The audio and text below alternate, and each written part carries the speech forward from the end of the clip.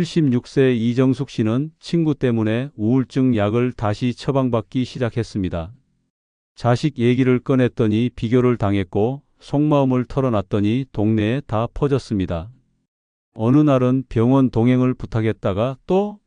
라는 말에 혼자 택시를 탔습니다. 친구였던 그 사람은 어느 순간부터 자신의 편이 아닌 것 같았습니다.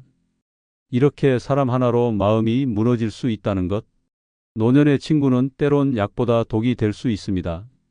이번 영상은 당신 곁에 독이 되는 친구를 구별하는 5가지 기준을 알려드립니다. 끝까지 보셔야 내 마음을 지킬 수 있습니다. 구독, 좋아요, 알림 설정하시면 시작하겠습니다. 첫 번째, 노년의 친구는 독이 되는 이유는 내가 가진 것과 비교하며 열등감을 유발할 때입니다. 야, 너네 아들은 아직도 그 회사야? 우리 딸은 이번에 임원 됐다더라. 너는 아직 그 집 살아? 우리는 이번에 새 아파트로 옮겼잖아. 그 나이에도 아직 병원 다니냐? 나는 약도 끊었어. 이런 말들 듣고 웃으면서 넘기셨습니까? 아니면 밤에 이불 속에서 되새기며 마음이 쓰렸습니까? 겉으론 아무렇지 않게 웃었지만 속은 천천히 멍들고 있었을 겁니다. 친구라는 이름으로 던지는 비교는 칭찬으로 위장된 공격일 수 있습니다. 그들이 부러워서가 아닙니다. 나를 의식하게 만들고 내 삶에 의심을 품게 만드는 순간 친구는 위로가 아닌 독이 됩니다. 노년에는 자식, 건강, 돈 어느 것 하나 예민하지 않은 주제가 없습니다.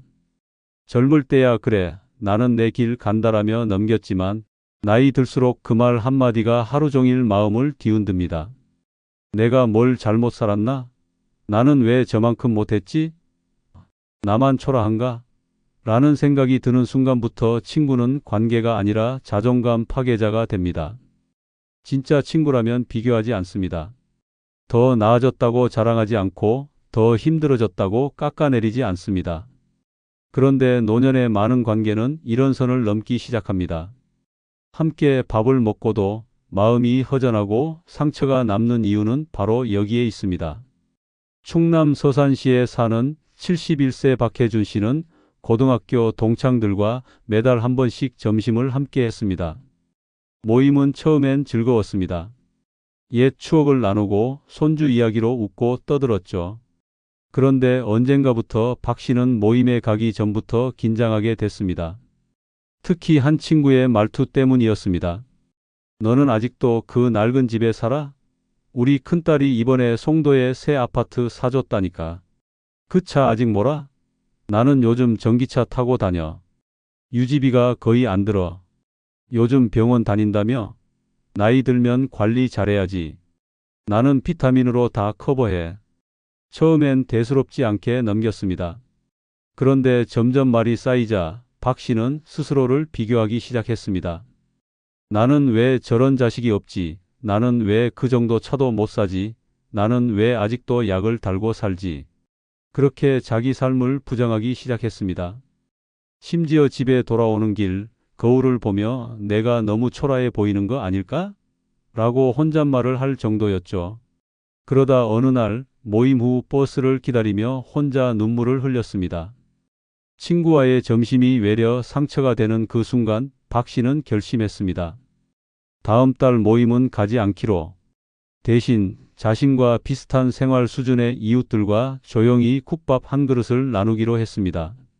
그 자리엔 비교도 자랑도 상처도 없었습니다. 오히려 서로의 건강을 걱정하고 약봉지를 꺼내 보이며 웃는 분위기가 따뜻했습니다. 박 씨는 말합니다. 친구란 이름으로 나를 무너뜨리는 말은 이제 안 듣기로 했어요. 그보다 나랑 마음 맞는 사람이 한 명이라도 있는 게 100명 친구보다 낫더라고요. 노년의 열등감은 자식 성과나 돈에서 시작되는 게 아닙니다. 비교하는 말 한마디에서 시작됩니다. 그 말이 누적되면 자존감은 고갈되고 인생을 되돌아보며 괜히 억울해집니다. 친구를 만나고 나서 더 외로워졌다면 이미 그 관계는 함께 있음의 위로가 아닌 함께 있음의 고통이 된 것입니다. 노년의 진짜 독은 친구가 아니라 내 삶을 작게 만드는 친구입니다. 그런 관계는 용기 내어 끊어내십시오. 당신 인생은 비교의 대상이 아니라 그 자체로 충분히 존중받아야 합니다. 누구보다도 당신 자신에게서부터. 두 번째, 노년의 친구는 독이 되는 이유는 자식 자랑으로 나를 작게 만들 때입니다. 우리 아들 이번에 미국 회사로 이직했대. 며느리가 진짜 잘해. 시어머니 생일엔 명품 가방도 사주고. 우리 딸은 교수 돼서 이제 강의만 나간다더라. 말은 자랑이지만 듣는 입장에선 잔인한 비교입니다. 자식 얘기로 시작된 대화지만 결국 그 말은 너희 자식은 뭐 하냐는 숨겨진 화살이 되어 꽂힙니다. 말은 웃으며 듣지만 가슴은 울고 있습니다. 특히 자식 문제로 상처가 있는 사람에겐 그 말이 칼처럼 아픕니다. 묵묵히 듣고 있다 보면 어느 순간 나는 실패한 부모가 된 것 같은 죄책감이 엄습합니다. 그때부터 친구는 위로가 아니라 고통입니다. 노년의 자식 자랑은 때로는 자기 위안이자 자존감의 근거입니다. 이해는 됩니다. 하지만 문제는 그 자랑이 너보다 내가 더 낫다는 메시지로 전달될 때입니다. 겉으론 아무렇지 않은 척하지만 집에 돌아와 괜히 우울해지고 괜히 자식에게 짜증내고 괜히 통장을 들여다보는 일이 반복된다면 그건 그 친구와의 대화가 당신의 삶을 갉아먹고 있다는 증거입니다. 경북 구미시에 사는 72세 장영심 씨는 최근 절친한 친구와의 관계를 끊었습니다.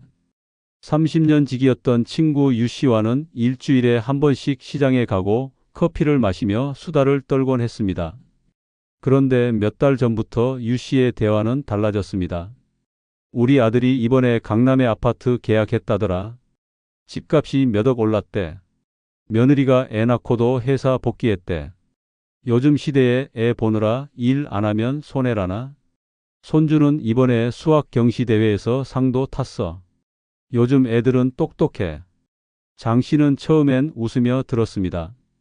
그런데 문제는 유 씨가 장 씨의 자식 이야기를 들을 땐 늘 반응이 시큰둥했다는 겁니다. 그래도 직장은 좀 괜찮은데 다니지? 아들은 언제 결혼한대? 같은 말이 따라왔습니다. 심지어 어느 날은 내가 너무 걱정 안 해서 그런가 봐. 요즘은 부모가 더 전략적으로 움직여야 하더라라고까지 말했습니다. 그날 이후 장 씨는 밤마다 자신을 책망했습니다. 내가 뭘 잘못했나? 내가 더 도와줬어야 했나? 내가 부족한 엄마였나? 결국 스스로 초라하다는 생각에 빠졌고 자식과 통화할 때마다 괜히 목소리를 높이고 무의식적으로 남의 자식과 비교하며 말하는 자신을 보게 되었습니다. 이대로는 안 되겠다 싶어 장 씨는 유 씨에게 연락을 끊었습니다. 그리고 집 앞 작은 공원에서 혼자 산책을 하며 마음을 다잡기 시작했습니다. 비슷한 사정을 가진 또래 어르신들과 조용히 차를 마시며 서로의 고생을 나누는 모임에도 나가기 시작했습니다. 장 씨는 말합니다.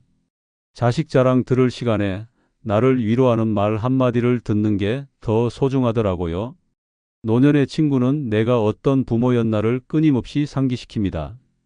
그리고 그 상기는 자랑과 비교 속에서 자책이 됩니다. 친구는 원래 가장 마음 편한 존재여야 합니다. 그런데 자식 얘기만 나오면 작아지는 기분이 든다면 그건 건강한 관계가 아닙니다. 자식 자랑은 한 사람의 영광이지만 다른 사람의 상처가 될 수 있습니다. 노년은 이미 충분히 고단한 인생을 살아온 사람들이 다시 자존심을 세우는 시기입니다. 그 시기를 무너뜨리는 친구는 더 이상 친구가 아닙니다. 자식 자랑으로 나를 작게 만드는 관계는 조용히 놓으십시오. 당신의 자식이 무엇을 하든 당신은 이미 충분히 잘 살아오신 분입니다. 그 자부심만 지키며 살아도 노년은 가치 있습니다. 세 번째, 노년의 친구는 독이 되는 이유는 늘 남의 흉만 보며 내 마음까지 흐리게 할 때입니다. 그 사람 치매 온 거 아시죠? 그 집 아들은 이혼했대. 보기보다 속 썩인다더라. 저 사람? 모임에 안 나오는 거 무슨 병 걸렸다던데. 이런 말을 반복해서 듣다 보면 어느 순간 내 안에 있던 온기와 연민도 함께 증발합니다. 처음엔 에이, 그럴 리가 하며 흘려들었지만 자꾸 들으면 나도 모르게 그런 시선으로 사람을 보게 되고 세상 전체가 회색빛으로 보이기 시작합니다. 사람을 부정적으로 바라보는 습관은 전염됩니다. 그리고 그 전염병의 매개체가 바로 뒷담화 중독 친구입니다. 노년은 본래 더 따뜻하고 더 여유롭게 살아야 할 시기입니다. 그런데 그 옆자리에 앉은 사람이 늘 누군가를 비난하고 남의 불행을 즐기고 사소한 실수도 비꼬듯 말한다면 그 기운은 반드시 내 마음까지 스며듭니다. 결국 나는 말은 안 해도 마음으로 흉을 보는 사람이 되고 내 인생의 품격까지 함께 낮아지게 됩니다. 문제는 그 말들을 자꾸 듣다 보면 내가 그런 사람은 아닌지 스스로 헷갈릴 만큼 감정이 오염된다는 점입니다. 경기도 성남시에 사는 70세 윤명선 씨는 평생을 정직하고 따뜻하게 살아온 사람입니다. 성실한 남편과 함께 작은 가게를 운영하다 은퇴했고 자식도 성실히 자라 고맙게 여겼습니다. 노년이 되어 친구들과의 모임을 기대했지만 그 기대는 오래가지 못했습니다. 그중 한 친구, 고등학교 동창 박 씨는 매 모임마다 사람들의 사생활을 캐고 없는 말도 지어내서 이야기하는 사람이었습니다. 너 지난번에 만난 사람 알지? 걔 남편 몰래 돈 떼먹은 거래. 우리 모임 총무 은근히 돈 챙긴다니까? 얼굴은 순하게 생겨도 못 믿어. 그 할머니? 고상한 척하지만 옛날에 무슨 일 있었는지 몰라서 그래. 윤 씨는 처음엔 그냥 수다려니 하고 넘겼습니다. 하지만 점점 듣다 보니 그 말들이 하루 종일 머릿속에 맴돌았습니다. 정말 그럴까? 내가 저 얘기를 왜 들어야 하지? 나도 모르게 누구를 멀리하게 되는 건 아닐까? 이런 생각이 자꾸 들었고 모임이 끝난 후에도 씻지 않는 찝찝함이 남았습니다. 결정적인 사건은 어느 날 윤 씨가 모임에서 잠깐 자리를 비운 사이 벌어졌습니다. 집에 돌아온 후 한 친구에게 전화가 왔습니다. 명선아, 너 오늘 빠진 사이에 박 씨가 너 아들 얘기 막 하더라. 사업 망할 뻔했다면서 넌 괜찮은 척한다고. 그 말을 듣고 윤 씨는 충격을 받았습니다. 박 씨에게는 아들 얘기를 털어놓은 적이 있었고 조심스레 위로받길 바랐던 말이었습니다. 그런데 그것이 흉이 되어 돌고 있다는 사실에 윤 씨는 밤새 잠을 이루지 못했습니다. 다음 날 윤 씨는 그 모임에서 조용히 빠졌습니다. 그리고 마음 맞는 이웃 한 명과 조용히 아침 산책을 함께 하기 시작했습니다. 잡담은 없었지만 침묵 속에도 서로에 대한 따뜻한 배려가 있었습니다. 윤 씨는 말합니다. 사람 흉 안 보고 남 얘기 안 하는 그 침묵이 그렇게 위로가 될 줄 몰랐어요. 친구라는 이름으로 다가와 세상을 흠집내고 사람을 헐뜯으며 마음속 맑은 물을 탁하게 만드는 이들. 그들은 친구가 아니라 감정의 오염자입니다. 노년은 남을 깎아내려서 내 위신을 세우는 시기가 아닙니다. 오히려 함께 빛나야 할 시기입니다. 그런데 그 옆에 있는 사람이 늘 어둠만 들고 온다면 그 관계는 버려야 할 짐입니다. 사람을 헐뜯는 대화엔 따뜻함이 없습니다. 흉을 보다 보면 결국 자기 인생도 그만큼 흐려집니다. 당신 마음속의 투명함과 평온을 지키고 싶다면 그런 친구는 조용히 끊으십시오. 당신의 노년은 누군가를 평가하는 시간이 아니라 있는 그대로의 사람을 사랑하는 시간이 되어야 합니다.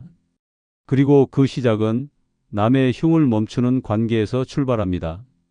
네 번째, 노년의 친구는 독이 되는 이유는 내 약점을 알고도 의도적으로 찌를 때입니다. 내가 힘들었던 과거, 남 모르게 울었던 시간, 자식 문제로 속앓이했던 이야기까지 분명 믿고 털어놓았던 이야기였는데 그걸 다시 듣게 되는 순간이 찾아옵니다. 그런데 그 말이 위로가 아닌 빚으로 돌아올 때 그 순간 깨닫습니다. 이 사람은 친구가 아니었구나. 내 아들은 아직도 연락 안 하냐? 넌 참 건강도 예전 같지 않지? 내가 워낙 순해서 그런 일도 당했잖아. 이런 말들 애써 태연한 척 웃으며 넘기지만 속은 갈기갈기 찢깁니다. 친구는 누구보다 나를 이해해줘야 할 사람인데 오히려 내 가장 아픈 지점을 꺼내 들고 사람들 앞에서 쑤시는 순간 그건 독이요, 상처입니다. 노년의 인간관계는 위로와 배려로 채워져야 합니다. 그런데 어떤 친구는 내가 말하지 않아도 되는 것들을 꺼내고 내가 잊고 싶은 기억을 끄집어냅니다. 심지어 그땐 내가 참 바보 같았어. 그 일 때문에 넌 인생이 꼬였지라며 돌이킬 수 없는 말까지 던집니다. 이런 관계는 시간을 공유한 추억의 친구가 아니라 감정의 약점을 소비하는 정서적 가해자입니다. 경남 창원시에 사는 74세 김정심 씨는 오래 알고 지낸 친구 윤 씨와의 관계를 최근 정리했습니다. 두 사람은 40년 가까이 친구였습니다. 함께 여행도 다니고 자식 문제로 밤새 통화도 하며 의지해 왔습니다. 그런데 윤 씨는 자꾸 김 씨의 가장 아픈 부분을 건드렸습니다. 내 아들 아직도 그 여자랑 산대? 진짜 속 많이 썩였지. 내가 남편 돌아가시고 성격 많이 약해졌어. 그땐 진짜 멘탈 나가 있더라. 그때 사기당한 얘기 아직도 잊지 못하지? 넌 진짜 사람 보는 눈이 없더라니까. 김 씨는 그 말들을 들을 때마다 웃으며 넘겼지만 속으로는 계속 상처가 쌓였습니다. 특히 아들 문제는 누구에게도 쉽게 말 못할 고통이었고 사기당한 일도 평생 자신을 책망하게 만든 아픈 기억이었습니다. 그걸 친구라 믿었던 윤 씨가 다른 친구들 앞에서 웃으며 꺼냈을 때 김 씨는 말없이 자리를 떠나야 했습니다. 결정적인 사건은 동네 지인 모임 자리였습니다. 윤 씨가 술 한 잔 들어간 상태에서 말했습니다. 정심이는 원래 착하긴 한데 옛날에 진짜 남편 일로 우울증까지 왔었잖아. 지금 멀쩡한 게 신기할 정도지. 그 말에 자리에 있던 사람들이 어색하게 웃으며 시선을 피했습니다. 김 씨는 차마 말을 잇지 못하고 그냥 자리에서 일어나 나왔습니다. 집으로 돌아오는 길, 김 씨는 눈물을 멈출 수 없었습니다. 믿고 의지했던 친구가 나를 사람들 앞에서 불쌍한 사람으로 만들었다는 현실이 너무도 쓰라렸습니다. 그날 이후 김 씨는 윤 씨의 연락을 받지 않았고 자신이 좋아하던 뜨개질 모임에 조용히 참석하기 시작했습니다. 그곳 사람들은 누군가의 아픈 과거를 꺼내지 않았고 조용히 차를 마시며 서로의 취미에 대해 이야기할 뿐이었습니다. 김 씨는 말합니다. 내가 약해졌다고, 내가 울었다고 그걸 남 앞에서 드러내는 사람이 진짜 친구일 수는 없어요. 이젠 그런 사람에게 내 마음을 허락하지 않기로 했습니다. 친구는 내 편이어야 합니다. 내 약점을 덮어주고 내 아픔을 말없이 감싸줘야 합니다. 하지만 그것을 흥미거리로 소비하고 상처 위에 소금을 뿌리는 말장난을 하는 사람이라면 그는 친구가 아닌 정신적 침입자입니다. 노년은 누구보다 나를 잘 아는 사람과 따뜻한 마음을 나눠야 할 시기입니다. 그런데 그 사람이 오히려 내 가장 깊은 상처를 꺼내 사람들 앞에 흩뿌리는 존재라면 그 관계는 반드시 정리해야 합니다. 당신은 과거의 고통을 끌어내는 사람 옆에서 사라져야 할 사람이 아니라 아픔조차 품어줄 사람을 곁에 둘 자격이 있는 존재입니다. 당신 삶의 고통은 자랑거리가 아닙니다. 그러니 그걸 가볍게 다루는 사람은 친구도 추억도 아닌 그저 멀어져야 할 이름입니다. 5번째, 노년의 친구는 독이 되는 이유는 서로 이용 가치만 남은 관계가 되었을 때입니다. 언니 병원 좀 같이 가줄래? 오빠 급히 돈 좀 빌려줄 수 있어? 다음 주에 손주 좀 봐주면 안 될까? 처음엔 도움을 주는 일이 싫지 않았습니다. 서로 어려울 때 도와가며 살아야 한다고 생각했기 때문입니다. 하지만 문제는 그게 일방적으로 되기 시작하면서 벌어졌습니다. 내가 필요할 땐 아무도 없고 상대가 필요할 땐 당연하다는 듯 찾아올 때 그 관계는 이미 친구가 아니라 무료 도우미와 기회주의자가 된 것입니다. 노년은 체력도 시간도 감정도 줄어듭니다. 그런데 그 줄어든 삶의 여유를 누군가의 편의로 채우고 있다면 그 관계는 분명히 경계해야 할 대상입니다. 친구라면서 인사도 없이 도움만 요청하고 만남조차 뭘 좀 부탁하려고 하는 일이 반복된다면 그건 우정이 아니라 이용과 거래의 패턴입니다. 그리고 그런 관계는 나를 더욱 피폐하게 만들 뿐입니다.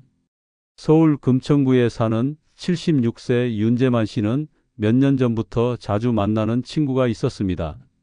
고등학교 동창인 송 씨였습니다. 처음엔 단순한 우정이었지만 점점 만남의 방향이 바뀌기 시작했습니다. 재만아, 나 이번에 정형외과 가야 하는데 좀 데려다 줄 수 있니? 내일 은행 가는 거 도와줄래?